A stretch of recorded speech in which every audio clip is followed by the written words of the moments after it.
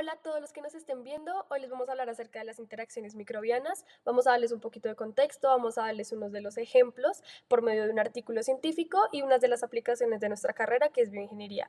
Les vamos a hablar Samuel Sánchez, Silvana Prada, Andrés Osman y Sofía Barrera como uno de nuestros proyectos de ecosistemas colombianos. En cuanto a la descripción, las interacciones microbianas son aquellas relaciones ecológicas que se establecen entre distintos microorganismos cuando coexisten en un mismo ambiente o un hábitat. Estas interacciones por lo general pueden ser de diversa naturaleza y duración, y afectan de manera directa o indirecta la supervivencia o el crecimiento y el metabolismo en el comportamiento de los microorganismos. Más allá del individuo, estas relaciones son fundamentales para la regulación y dinámica de las comunidades microbianas, influyendo específicamente en procesos tanto ecológicos como el reciclaje de nutrientes. Un ejemplo de esto es el ciclo del carbono y del nitrógeno, la formación y el mantenimiento de biopelículas, relacionado con todo esto de las comunidades microbianas y estructuras sobre superficies, y la resistencia o tolerancia a agentes externos como los antibióticos, cambios ambientales o de competencia. En las interacciones microbianas encontramos dos tipos de interacciones, en este caso la positiva y la negativa. Iniciamos hablando de la positiva y la reconocemos como ese tipo de relación que se da cuando uno o ambos microorganismos obtienen un beneficio sin que exista como un perjuicio para ninguno de los participantes. En este caso, este tipo de interacción es esencial para la estabilidad y la diversidad de las comunidades microbianas, ya que promueve la coexistencia, la cooperación y la complementariedad metabólica. A su vez, este tipo de relaciones pueden mejorar la eficiencia metabólica, facilitar la adaptación a condiciones ambientales adversas e incluso potenciar funciones ecológicas como son la fijación de nutrientes o la defensa frente a diferentes patógenos. Después pasamos a hablar de la interacción negativa. En este caso, estas relaciones se dan entre uno o más microorganismos y los cuales experimentan efectos adversos o perjuicios. Este tipo de interacciones regula el tamaño y la estructura de las poblaciones microbianas, fomentando la competencia por recursos limitados, la producción de sustancias inhibidoras, como pueden llegar a ser algunos antibióticos o toxinas, y el parasitismo o la patogenicidad. Las interacciones negativas suelen ser mecanismos naturales para el control de comunidades, evitando el dominio excesivo de una especie y manteniendo la diversidad microbiana. Retomando el tema de las interacciones y reconociendo que se dividen entre positivas y negativas, pasamos a hablar de las positivas, en este caso con algunos ejemplos. Iniciamos con el mutualismo. Este es una relación simbiótica en la cual encontramos dos microorganismos los cuales se benefician y en muchos casos dependen mutuamente para su supervivencia o su desarrollo óptimo. Este tipo de interacción es fundamental para la estabilidad y funcionalidad de numerosos ecosistemas en nuestro enfoque de microbianos, y pues puede implicar el intercambio de nutrientes esenciales, factores de crecimiento o de protección frente a condiciones ambientales. Un ejemplo de esto es que ciertas bacterias fijadoras de nitrógeno suministran nitrógeno como más asimilable a algunas plantas, mientras que otros suministran compuestos orgánicos derivados de la fotosíntesis. Entre estos encontramos tres ejemplos. Iniciamos por el rizobio. Es un tipo de bacteria fijadora de nitrógeno que establecen nódulos en la raíz de algunas leguminosas donde se convierten posteriormente en nitrógeno atmosférico, en forma que la planta puede utilizar este nitrógeno para su crecimiento. A cambio, la planta proporciona por su lado carbohidratos y un ambiente protegido para las bacterias. Como segundo ejemplo, encontramos bacterias del género Vibrio y moluscos marinos, haciendo enfoque en Vibrio fischeri. Esta vive en simbiosis con moluscos bioluminiscentes, donde la bacteria produce luz, la cual este molusco utiliza para camuflaje o para atracción, mientras que recibe nutrientes y refugio. Y como último ejemplo, encontramos bacterias intestinales en humanos, como serían las del género Bacteroide y Lactobacillus. En este caso, como decía, se ubican en el intestino humano y ayudan a la digestión de compuestos complejos. Otras características como la producción de vitaminas, en este caso vitamina K, la protección contra algunos patógenos, mientras que obtienen un ambiente nutritivo y estable. Bueno, otras de las interacciones positivas más conocidas es el comensalismo. Es un tipo de relación en la que un microorganismo se beneficia de otro que no se ve afectado. Como ejemplo tenemos el Staphylococcus epidermis, que es el que recibe la interacción positiva, mientras que la piel humana recibe un cero porque no recibe daño, pero tampoco un beneficio. Entonces lo que pasa es que el Staphylococcus habita en la piel, no nos causa daño, pero sí aprovecha los nutrientes y las condiciones del ambiente para sobrevivir. También tenemos la protocooperación. Aquí ambos microorganismos se benefician, pero no dependen uno del otro para sobrevivir. Es decir, que es una relación facultativa. Un buen ejemplo de esto ocurre en el rumen de los rumiantes, como lo serían las vacas, donde esas bacterias degradadoras de celulosa liberan un producto que es aprovechado por los protozoos. Entonces, ambos se benefician. Uno accede a los residuos del otro y viceversa. Pero podrían vivir separados si fuera necesario. Y también tenemos el sinergismo, que es una forma de cooperación en la que dos o más microorganismos trabajan juntos y producen un efecto combinado mayor al que lograrían por separado. En la práctica, si se dan cuenta, como que la protocooperación y sinergismo son como que tienen la definición como solapada, como que casi igual, porque a final de cuentas se tiene como un tipo de interacción que son relaciones en las que hay un mutuo beneficio. Por eso es que las pusimos juntas. Pero la principal diferencia es que en el sinergismo se resalta ese efecto combinado que no existiría en los organismos que actuaran solos. Ahora bien, también mencionamos aquí la facilitación como una interacción positiva. Pero también es importante como aclarar de que realmente no se trata de una categoría, una clase diferente, sino más bien como una combinación de las anteriores, ya que esto ocurre cuando un microorganismo modifica el ambiente de forma que otras especies pueden beneficiarse. De por sí sola la definición como que no va a quedar claro, entonces por eso tenemos el ejemplo. Las cianobacterias liberan oxígeno como producto de la fotosíntesis. Entonces esto permite que otras especies aeróbicas se establezcan en ese entorno. Entonces, si se dan cuenta, esto puede entenderse como una forma de comensalismo, porque las cianobacterias no necesitan, bueno, no obtienen un beneficio directo, mientras que las otras sí. O también podemos verlo como un sinergismo ambiental, ya que si nos damos cuenta, existe un beneficio mutuo, pero indirecto. Entonces, esto puede clasificar como una manifestación particular de interacciones que ya reconocemos, ya vimos, ya explicamos. Ahora pasamos a las interacciones negativas, donde al menos uno de los organismos resulta perjudicado. Primero está el amensalismo. En este caso, un microorganismo resulta perjudicado, mientras que el otro no recibe ni beneficio ni daño. Un ejemplo clásico es el hongo de penicilina, que libera penicilina, un antibiótico natural, que inhibe el crecimiento de las bacterias. Entonces, el hongo no recibe un beneficio directo de esta inhibición, solo está ahí, pero la bacteria sí recibe un efecto negativo. También tenemos la competencia. En este caso, dos microorganismos luchan por el mismo recurso limitado, como serían los nutrientes o el espacio. Entonces, ambos resultan afectados negativamente porque están gastando ahí en una competencia que puede ser indirecta o directa.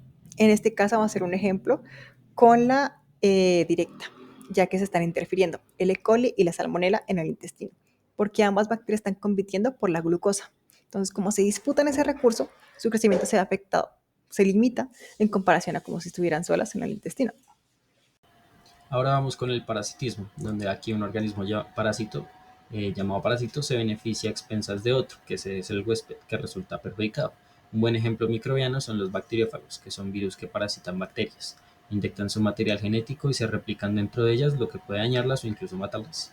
Y esta relación es asimétrica. El parásito necesita al huésped para vivir, pero el huésped no se beneficia en absoluto. Y en contraste tenemos la depredación, donde un organismo depredador caza y consume activamente a otro, llamado presa. En el mundo microbiano, un caso interesante es el del obrillo bacteriovirus, Bacteriovorus, una bacteria que invade el espacio periplásmico de otras bacterias gram negativas. Esta, ¿qué hace? Consume sus nutrientes y los destruye por completo. A diferencia del parasitismo, aquí la presa es eliminada mucho más rápido y de forma directa. Y pues estas ambas interacciones impactan la dinámica de las poblaciones microbianas. Ahora vamos con el artículo que seleccionamos. El artículo se titula Control biológico de Aspergillus parasiticus y Aspergillus ocraceus y reducciones en la cantidad de ocratoxina A y aflatoxinas en pan mediante levaduras no convencionales seleccionadas. Estos son los autores y está publicado el 22 de octubre de 2023. Entonces, el problema principal que aborda el estudio son los hongos patógenos Aspergillus parasiticus y Aspergillus ocraceus. Estos hongos son muy peligrosos porque producen micotoxinas dañinas, especialmente ocratoxina A y aflatoxinas. Estas toxinas pueden contaminar alimentos como cereales y pan y son perjudiciales para la salud humana y animal, incluso a niveles muy bajos. Tradicionalmente, para controlar estos hongos se han usado fungicidas químicos, pero hay preocupaciones sobre sus efectos en la salud, el medio ambiente y resistencia que desarrollan los hongos a la constante exposición a estos. Por eso hay un gran interés en encontrar métodos de control biológico usando microorganismos naturales. Este estudio se centró en levaduras no convencionales como posibles agentes de control biológico. Los investigadores evaluaron 51 cepas de levaduras silvestres para ver si podían detener el crecimiento de Aspergillus parasiticus y Aspergillus ocracius. Pues que encontraron, dos cepas mostraron un gran potencial, que son estas dos que tenemos aquí, que son Aurobasidium pullulans, PP3, aislada de cereales, y Cytosima podzollicus de 10, de un banco de microorganismos. El artículo investigó cómo estas levaduras lograron controlar a los hongos y descubrieron varios mecanismos de acción. El primero es competición por nutrientes y espacio, ya que las levaduras compiten eficazmente con los hongos por la comida y el lugar para crecer.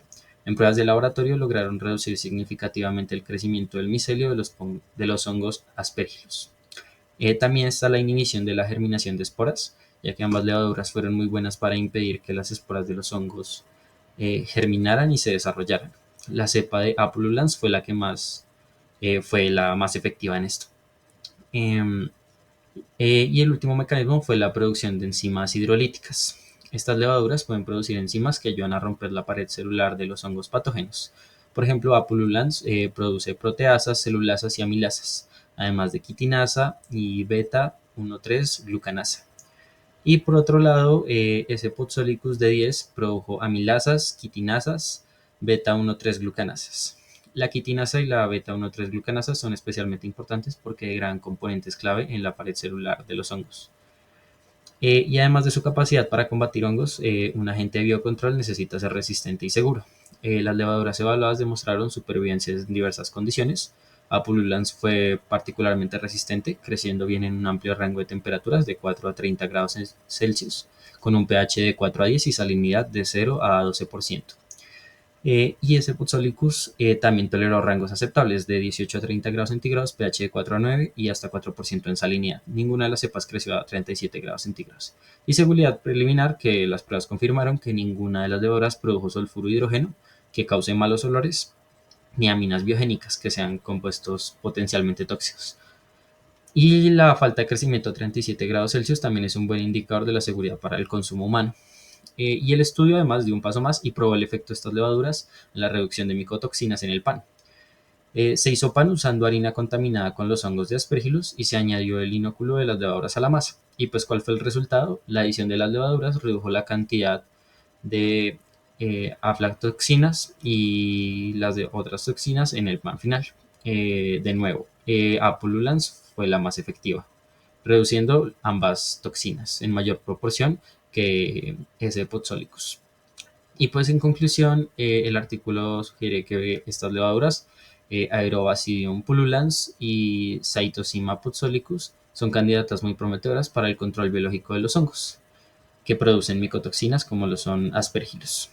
Y sus múltiples mecanismos de acción y su capacidad para sobrevivir en diversas condiciones las hacen adecuadas para su posible uso en la industria alimentaria. Y además mostraron la capacidad de reducir micotoxinas directamente en un producto como el pan.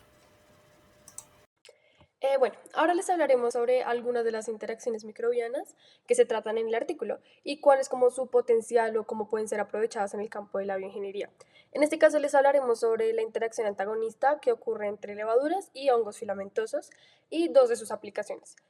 Como les fue mencionado, este tipo de interacción antagonista es una relación entre diferentes microorganismos donde uno o más de ellos inhiben o perjudican como tal el crecimiento, el desarrollo o la supervivencia del otro microorganismo. En el contexto del artículo, por ejemplo, les dimos el ejemplo de la levadura Aurobasidium y Cytosima, que lo que hacían era inhibir a Parasiticius y Ocraceus. Por ejemplo, entre las increíbles aplicaciones que tenemos son de sus usos principales que sean en la seguridad alimentaria. Tenemos el primero, que es la aplicación que se da al utilizar levaduras de biocontrol en la formación de biopelículas. Principalmente en la filosfera, que sería como la porción aérea de las plantas. Esto incluye, por ejemplo, las hojas, las flores, los brotes, toda la zona como foliar vegetativa. Y también la otra parte que es la carposfera, que ya incluye tanto las comunidades microbianas que están en la superficie del fruto o del alimento, como las que se encuentran como tal dentro del tejido del fruto. Y estas biopelículas son especialmente útiles porque son comunidades microbianas que lo que hacen es vivir y crecer adheridos a una superficie y protegidas por una matriz extracelular. Entonces, esta estrategia se considera especialmente útil porque actúa como un mecanismo de acción muy importante que lo que hace es como impedir el ingreso o el acceso de un hongo patógeno al fruto o a los tejidos vegetales. Además, es un recubrimiento natural, entonces lo que hace es como evitar el desarrollo de mohos post cosecha y esto también lo hace pues evitando dejar como residuos químicos. Otra de estas aplicaciones de las que les hablamos es que las micotoxinas que mencionamos pueden reducirse a nivel significativo, incluso llegando a eliminarse, y esto se hace previniendo o reduciendo como tal el crecimiento de los hongos durante los procesos post cosecha. Y esto se hace por procesos de biodesintoxicación. En este caso se puede dar por dos formas, que es como la imagen de la derecha que tenemos acá, que es por biodegradación o bioabsorción. Iniciando por la bioabsorción, aquí es donde las micotoxinas se adhieren físicamente a la superficie de la levadura, especialmente a los componentes como específicos de su pared celular. Y a pesar de que no es como una unión permanente, sí puede reducir significativamente la cantidad de toxina que se encuentra presente en el alimento, debido a que pues, la mayor parte se encuentra adherida a la levadura. Acá principalmente participan componentes como manoproteínas, betaglucanos, y esto se encuentra como presentes en la pared celular de algunas de estas levaduras, y lo que hacen es como ofrecer sitios de unión específicos donde lo que se hacen es atrapar las micotoxinas como, no sé, las que tenemos acá, aflatoxinas, toxinas alternaria, ocratoxinas, patulinas y citrinas, y lo que permite es eso, como la adhesión. Por el otro lado, tenemos en el método de biodesintoxicación la parte de biodegradación. Aquí lo que ocurre es que se transforman las micotoxinas en compuestos menos tóxicos o pues que ya sean como tal no tóxicos. Esto se hace a través de la ayuda de diferentes enzimas intracelulares o extracelulares que son producidas por estas levaduras antagonistas. Entre esas enzimas como degradativas específicas tenemos como deshidrogenasas, reductasas de cadena cortas, que lo que logran es como romper los enlaces más importantes o más críticos en la estructura química de las micotoxinas y eso logra que hayan cambios significativos donde se transforme, por ejemplo, una patulina en ácido desoxipatulínico y también pueden convertir, por ejemplo, patulinas en E y Z-escladiol o otro tipo de estas toxinas, en macrotoxinas, en otras. Finalmente, estos como dos ejemplos o aplicaciones que se les mencionó pueden verse como en la imagen que tenemos acá, que resume muchas de esas aplicaciones o funcionamientos que se dan en la interacción de la levadura y un hongo patógeno. Y cómo son especialmente útiles en, por ejemplo, bioprocesos industriales, en procesos de tratamiento y control como de diferentes alimentos, por ejemplo, durante su descontaminación post cosecha que les mencioné, también durante su producción y además si ya se aplica como en una ingeniería con un enfoque más genético, se podrían incluso diseñar levaduras como con acción dirigida, específica y que sea más potente a lo que se quiere lograr. Y ya que pues se puede hacer eso porque ya se reconocen como tal los alcances y como el potencial que tiene de funcionamiento cada una de estas levaduras en este proceso o en esta interacción. Además, también se puede incluso llegar a hacer como o aplicar esto como en empaques inteligentes para lograr una conservación de las frutas o de los vegetales pues mucho más segura. Y uno de esos ejemplos que les di, como la biopelícula, sería como un inicio de esos empaques inteligentes. Aquí les presentamos la bibliografía para el desarrollo de nuestro trabajo y pues muchas gracias por su atención.